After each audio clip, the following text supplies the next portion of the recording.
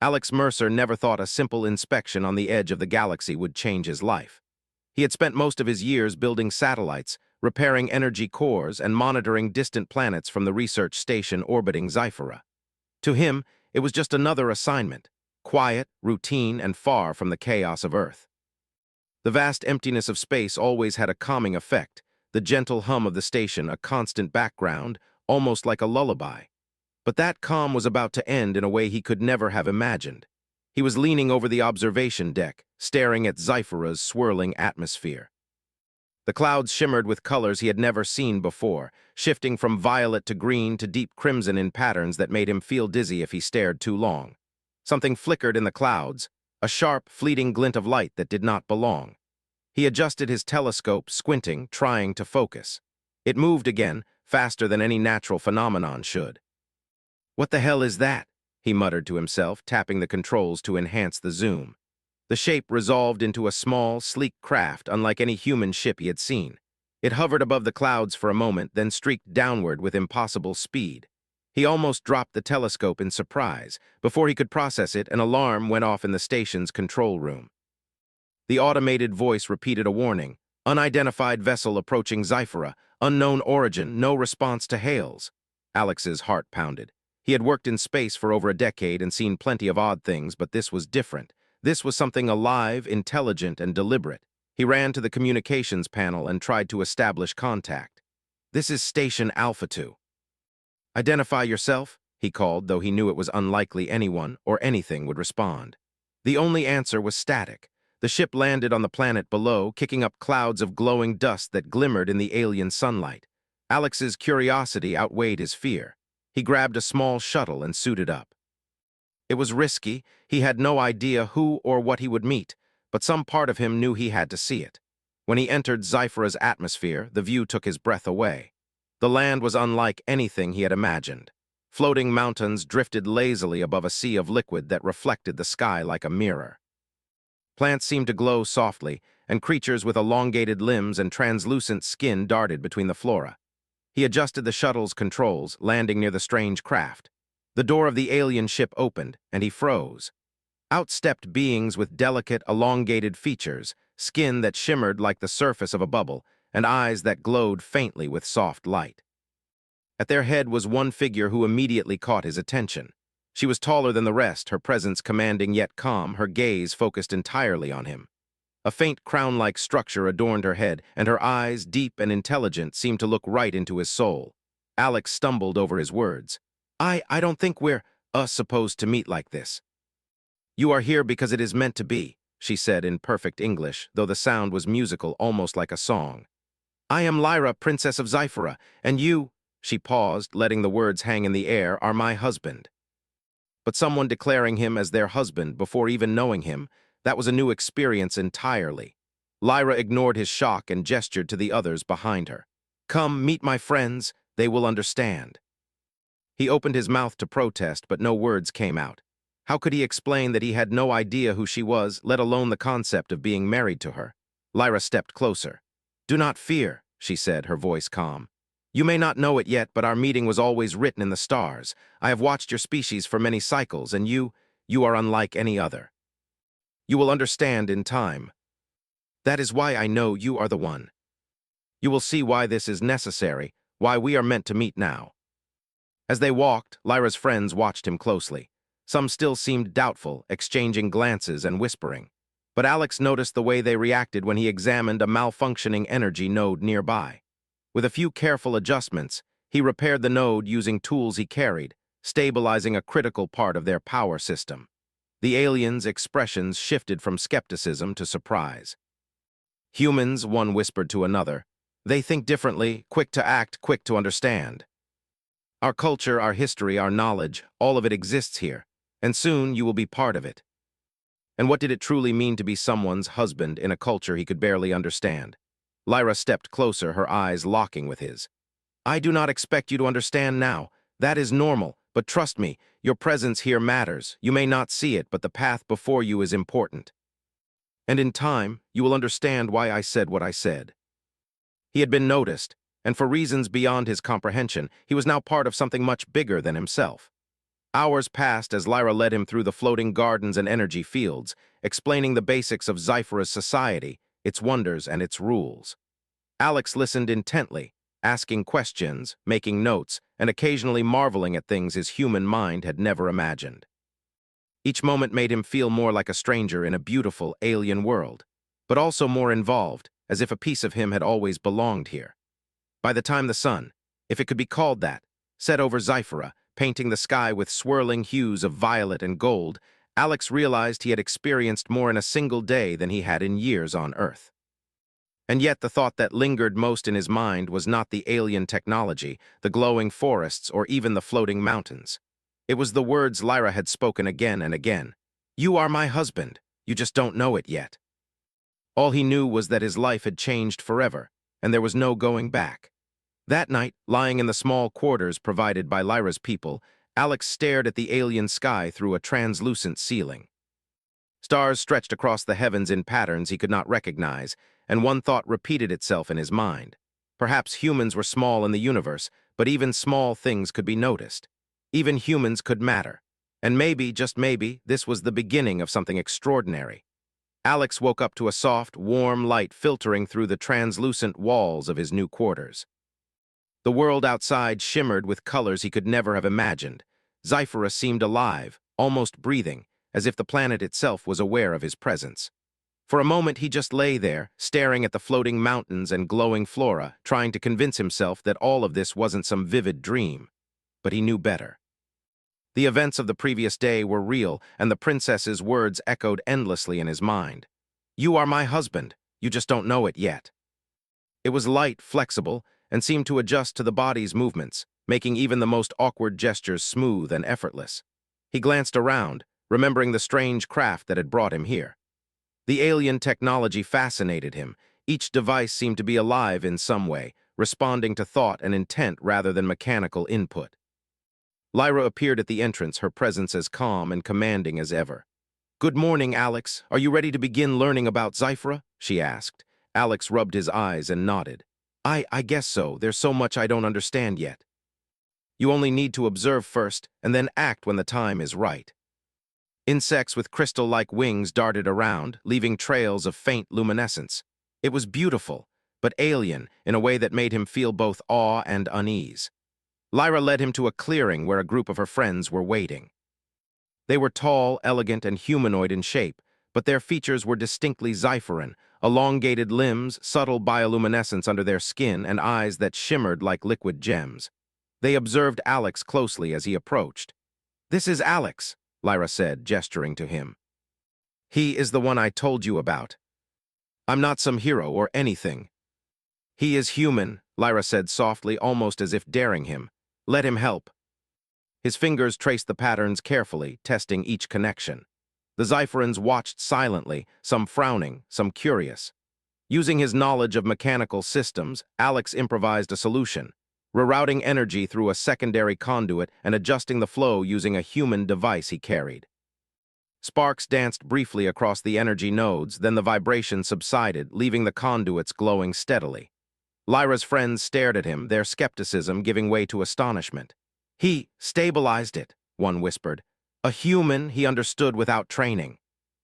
Sometimes simple solutions work best. Lyra's friends began to warm up to him, asking questions about Earth, about humans, and about the tools he used.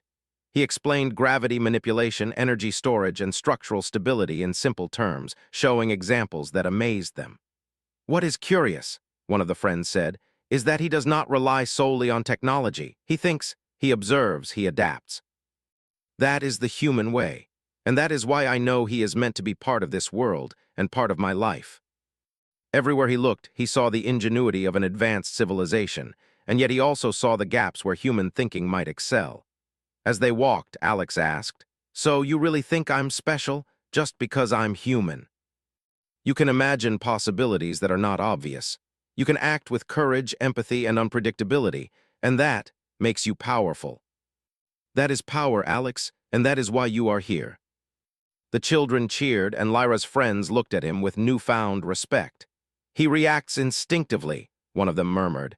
"He protects without hesitation." His mind was full of strange images, alien names, and impossible technology, but he also felt a sense of purpose that he had never known on Earth.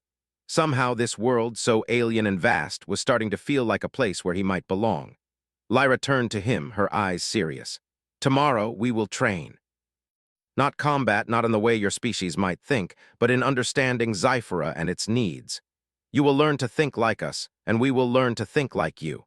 Together, we can accomplish what neither species can do alone." He had no idea what training meant, or how he could possibly adapt to a world so different from his own. But the truth was he wanted to try. More than that, he wanted to understand this alien culture, these people, and the strange destiny that seemed to be pulling him in. That night, he lay under the translucent ceiling of his quarters again, staring at the stars and floating mountains. He thought about Lyra's words, her confidence in him, and the unexpected trust of her friends. Humans were small in the galaxy, he reminded himself, but they were resourceful. They were adaptable, and maybe in this place that mattered more than anything else.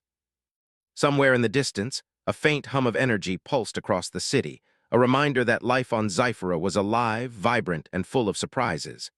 Alex closed his eyes, feeling the weight of the day and the strange sense of belonging that had begun to grow inside him. He did not know what tomorrow would bring, but he knew one thing with certainty. He was no longer just an observer. He was a participant, and humans, unexpected, unpredictable humans, might just have a place in the stars after all. And Lyra, the princess who had declared him her husband before he understood the meaning of the word, she had changed everything. The calm that Alex had felt on Zyphera did not last. For days, he had explored the planet, learning its strange patterns of energy, its floating forests, and the unique ways its people lived in harmony with technology and nature. He was beginning to feel comfortable among Lyra's friends, who now treated him with quiet respect. Even though he was human, fragile in comparison to their tall, lithe forms, they had begun to see his value, the way he observed, adapted, and acted in ways their logic could not anticipate. That peace shattered when alarms echoed across the floating city. Red lights pulsed along the streets, signaling a threat that shook the air with fear. Alex followed Lyra to the control hub, where dozens of Zypherans were already analyzing the situation. Holographic displays showed multiple ships moving swiftly through Zyphera's atmosphere. "The Varkans," Lyra said softly, her voice steady but tight with tension. "They have come. They take what they want, enslave planets, and leave nothing behind," Lyra explained. "Zyphera is rich in resources they desire. They will destroy us if we do not act. Humans are not like us. They do not always follow the obvious path. They adapt. They improvise. That is why I believe he is here." Somehow he had to act. They quickly moved to the city's defensive command center. Energy shields shimmered around the perimeter, floating turrets rotated to track incoming ships, and strategic maps displayed the positions of Zyphera's forces. Lyra's friends were skilled, but there was panic under the calmness of their movements. They had never faced enemies like the Varkans before. Alex studied the energy flows and the positioning of their defenses. It was chaotic, but patterns emerged. The Varkans moved quickly, but they were predictable in some ways, relying on brute force rather than cunning. That gave him an idea. "Listen," Alex said, pointing at the holographic display. "If we redirect energy from these nodes here and here, we can create a decoy field that will confuse their sensors. Their ships will think it's a stronger defense than it is, and we can lure them into the traps you have set. I've done similar things on Earth with satellites and energy grids. Just follow my instructions. Fire patterns will need to be altered in 3 seconds." But Alex's plan worked. The decoy fields caused their sensors to misread Zyphera's defenses. The ships hesitated, giving the turrets time to fire and intercept the first wave. Lyra watched, impressed, as the alien fleet became confused. "He is coordinating like one of us," she said, almost in disbelief. "He thinks differently, but it works." He gave rapid-fire commands, adjusting defenses, predicting enemy maneuvers, and improvising on the fly. Every decision counted, every movement could mean life or death. He noticed that while Zypherans relied on precision and predetermined strategies, he relied on observation and adaptability, a trait that the Varkans could not anticipate. The battle intensified. Energy beams lit the sky, and floating debris rained down from ships that had been hit. Zypheran forces moved with grace and precision, but it was Alex's quick thinking that turned the tide. When a Varkan squadron attempted to flank their defenses, He ordered a sudden shift in energy flows, creating a false opening that trapped the enemy in an energy cage. Lyra's friends stared, all written on their faces. "It is incredible," one whispered. "He sees what we do not see." The energy beams struck the attacking ship just before it reached the city, vaporizing it in a flash of light. Civilians cheered from below, their relief palpable even through the chaos. Lyra's eyes shone with pride. "See, courage and intellect, that is human strength. That is why I knew he was the one." Alex's strategies relied not on brute force but on creativity and adaptability. He suggested using floating platforms to redirect energy beams, creating temporary barriers with gravitational anomalies, and even using decoys made from reflective materials to mislead the Varkans. Every time a plan was implemented, it worked, sometimes miraculously. By the end of the day, the Varkans retreated.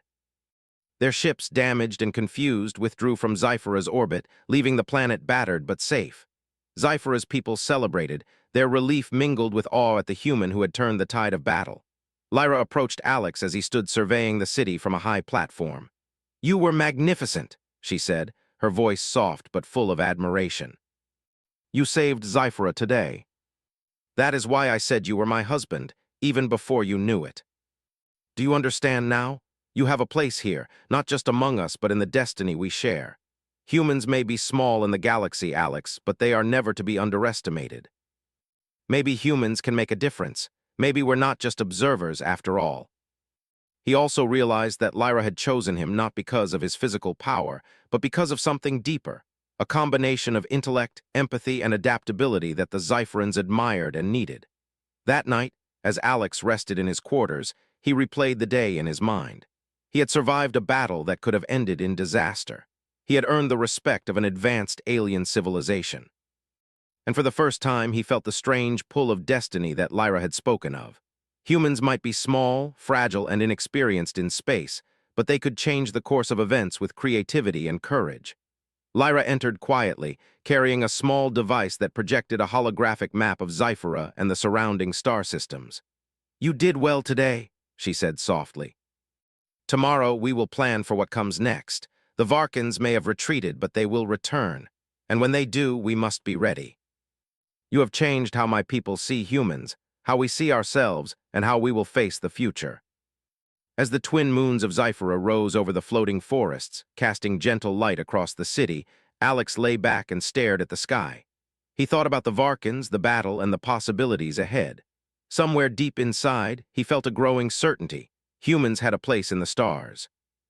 And somehow, Lyra's confidence in him had shown him the truth of what he had always suspected. That courage, creativity, and empathy could change worlds, even when everything seemed impossible. And Lyra, the princess who had called him her husband before he understood the meaning of the word, had opened his eyes to a future he could never have imagined. A future where humans were more than observers, where their unique strengths could stand alongside the most advanced civilizations in the galaxy. For Alex Mercer, the battle was over, but the real journey was just beginning. The calm after the battle did not last long. Even as Zyphera's people celebrated their victory over the Varkans, the tension in the air was unmistakable. The retreating ships were only a temporary reprieve. Lyra stood at the top of the observation platform, staring into space, her face serious. Alex beside her watched the floating city below, the lights shimmering like jewels across the alien landscape. "They will return," Lyra said quietly. "And when they do, it will be worse. They now know we are not defenseless. They will come prepared." He had led Zypheran forces in a battle he never imagined facing, and though they had succeeded, he knew this was only the beginning. His human ingenuity had turned the tide before, but he would need to go further. Lyra turned to him. "Tomorrow, you will join me on a mission, not as a soldier, but as a strategist. You will help prepare our defenses and learn to use Zyphera's unique resources in ways my people cannot see. This is where humans excel." The next morning, Alex and Lyra led a small team into the heart of Zyphera's floating forests. The landscape was alive in ways Alex still struggled to describe. Trees hovered on thin columns of energy, their roots glowing softly. Streams of liquid light twisted through the air like rivers in motion. Everywhere, creatures flitted and shimmered, seemingly unaffected by gravity or conventional physics. Lyra paused beside a glowing plant and touched it gently. "This is a resource you will need to understand. Its energy can be harnessed to strengthen our shields, power our turrets, or create traps that the Varkans will never anticipate. But only someone who can think beyond the obvious can use it effectively. You see possibilities that others overlook. Every idea was met with cautious skepticism, but when tested, each plan succeeded beyond expectation. One of Lyra's friends, the silver-blue Zypheran who had doubted him before, finally admitted, he does not just follow instructions, he improvises, he adapts, and it works. It's about seeing things differently. The Varkans had returned, their fleet larger and more organized than before. Holographic displays showed dozens of massive ships approaching, their weapons charged and ready. Panic rippled through the city, but Alex felt a strange calm. He had prepared for this, not just through machines or energy, but by thinking creatively, predicting enemy movements in ways the Zypherans could not. Alex, Lyra said, her hand brushing his arm. Do you feel ready? Instead, they encountered energy pulses redirected through floating crystal formations, beams refracted into blinding flashes that disoriented their sensors. Turrets fired with precision, hitting targets that the enemy thought were safe. The Varkans faltered, confused by defenses they could not understand. Alex gave rapid commands, adjusting energy flows, creating decoys, and predicting enemy maneuvers. He watched as the Zypherans executed his strategies flawlessly, their respect for him growing with each successful maneuver. Lyra moved beside him, her gaze intense. You are doing more than defending. You are teaching them to see differently, to act with flexibility. That is what makes humans invaluable. Lyra's friends were amazed. He anticipates their moves before they even make them, one whispered. It is as if he sees the future. They would return, stronger and more prepared. Still, he felt a sense of achievement. The traps had worked, the civilians were safe, and Zyphera's people now truly understood the value of human ingenuity. When the battle subsided, Lyra took Alex to the edge of a floating plateau overlooking the city. Below, Zypherans celebrated, their lights shimmering in rhythm with the energy flows he had helped control. You have done more than I imagined, she said softly. Today, you proved that humans are more than observers. You are creators, thinkers, and protectors. Zyphera owes you a debt it cannot fully repay. I didn't expect it to be this important. She had seen in him a potential he could not yet fully grasp, a combination of creativity, courage, and empathy that made him not only valuable to her people, but also a key figure in the planet's survival. The night was quiet after the battle, the twin moons casting a soft glow over Zyphera's forests. Alex walked through the city, observing the repairs, the rebuilding, and the gratitude of its people. For the first time, he felt that humans had a true place in the galaxy. They were small, fragile, and inexperienced compared to civilizations like Zyphera, but they were not powerless. Their creativity, adaptability, and courage could change the course of events, even against overwhelming odds. Lyra joined him on a balcony, her gaze fixed on the stars. Tomorrow, we will plan for long-term strategies. The Varkans may retreat, but they will not give up, and we must be ready not just to defend, but to outthink them. I didn't know humans could make a difference like this, but now I see we can. It was not destiny alone that mattered. It was the choices he made, the courage he displayed, and the ingenuity he brought to a world far from Earth.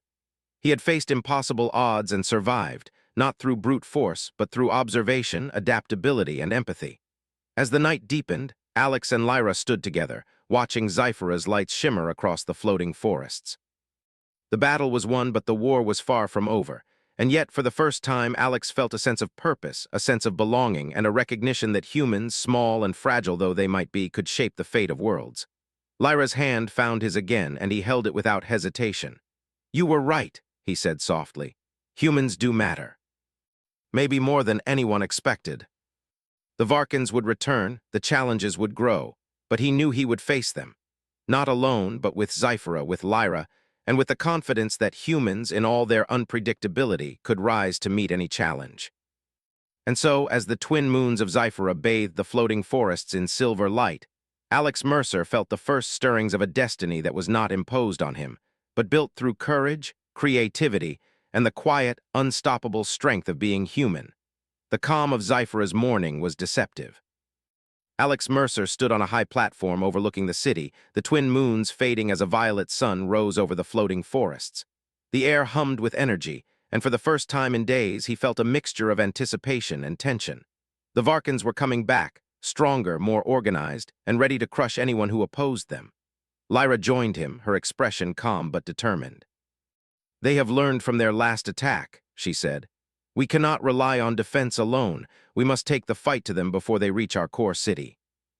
He had improvised solutions before, but this time it would be a test unlike any other. The survival of the planet and the lives of its people rested on human creativity and courage. The team gathered in the central command hub. Zypherans and humans alike worked together, linking energy nodes, preparing floating islands as traps, and calibrating defensive turrets.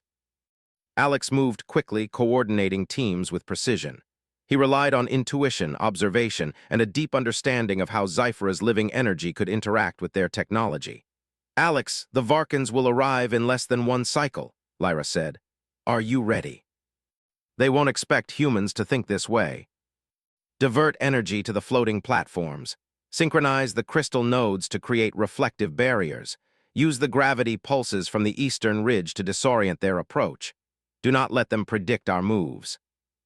Energy pulses reflected off the crystals, disorienting the attackers while floating islands shifted to intercept incoming ships. The first wave of enemies faltered, unable to adapt to the rapidly changing environment. Lyra watched Alex with awe. "He does not just react, he predicts, adapts, and teaches us to do the same. Humans, they are extraordinary." He spotted a group of Varkan warships trying to flank their defenses, heading straight for the central city. Calculating their trajectory, he redirected energy barriers, repositioned turrets, and used floating islands to create a maze-like path that trapped the ships. Explosions lit the sky as the enemies collided with the barriers, their fleet scattering in confusion. "You are saving lives again," Lyra said softly beside him. "And you do it without hesitation, without seeking glory. That is what makes you human and why I knew you were the one." Alex anticipated this and directed the Zypheran engineers to convert energy flows into a series of traps, making the enemy think they had an opening while every path led to a controlled zone where defensive turrets and gravitational anomalies would neutralize them. As the battle raged, Alex moved across the floating city, checking on civilians, ensuring their safety, and coordinating teams.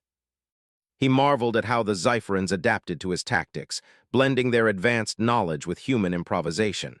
Together, they became a force the Varkans could not predict. One of Lyra's friends, the silver-blue Zypheran, finally admitted, "We underestimated him. He does not fight like us, but his mind is sharper than any of ours." "He is remarkable." The crew of the ship was captured, the energy cores intact. Lyra's eyes shone with pride. "You see, even now you are changing Zyphera, not just defending it, you are shaping its future." He predicted enemy maneuvers, turned environmental features into advantages, and coordinated the Zypherans with calm authority. Even when the Varkans tried unconventional tactics, Alex adapted instantly, turning potential disasters into victories. Finally, the Varkan fleet retreated. Ships limped away, damaged and confused, leaving Zyphera battered but intact. The city erupted in celebration, Zypherans cheering and singing in harmony with the energy flows of their planet. Alex, exhausted, stood beside Lyra, watching the lights shimmer across the floating forests. "You did it," Lyra said softly. "You saved Zyphera again, and this time, you ensured its survival for the future. Your people, your technology, this planet, we did it together." He had faced impossible odds, guided alien forces, and survived attacks that would have destroyed anyone else. And now, standing beside Lyra, he understood the full meaning of her words. Humans were small in the galaxy, fragile compared to civilizations like Zyphera, but their creativity, courage, and ability to adapt made them powerful in ways the universe could not ignore. The twin moons rose over the city, casting silver light over the floating forests. Alex felt a deep sense of belonging, a realization that he was no longer just an observer in the galaxy. He was part of something bigger, part of Zyphera's story, part of Lyra's life, and part of a future where humans could rise to meet challenges that no one else could. Lyra squeezed his hand. "Tomorrow, we will begin rebuilding, planning for the future. The Varkans may return one day, but with humans like you, we will always be ready. We have a world to protect, and maybe even more than that." And as he now understood fully, they could earn a place among the stars. Lyra led him to a quiet terrace overlooking a serene pool of glowing water. "Alex," she said, her eyes soft, "today you have proven something more than your skill or courage. You have proven that humans can rise above expectations. That is why I am certain of you. That is why I knew you were mine, even before you knew it yourself. Humans may not be the strongest, but we can think, adapt, and act in ways no one expects. That can change everything.